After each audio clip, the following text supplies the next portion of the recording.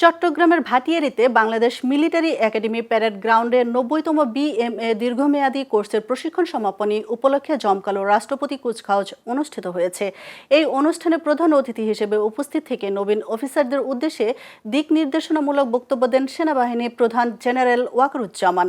এবারের কোর্সের মাধ্যমে মোট ১৯১ জন ক্যাডেট সফলভাবে প্রশিক্ষণ সম্পন্ন করে বাংলাদেশ সেনাবাহিনীতে অফিসার হিসেবে কমিশন লাভ করছেন।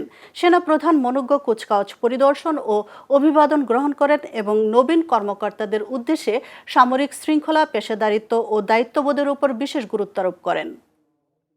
আপনারা জেনে আনন্দিত হবেন যে বর্তমান পরিবর্তিত বিশ্ব পরিস্থিতির কারণে সেনাবাহিনীর আধুনিকায়নের লক্ষ্যে নানা ধরনের বাস্তবমুখী উন্নয়নমূলক পরিকল্পনা গৃহীত হয়েছে।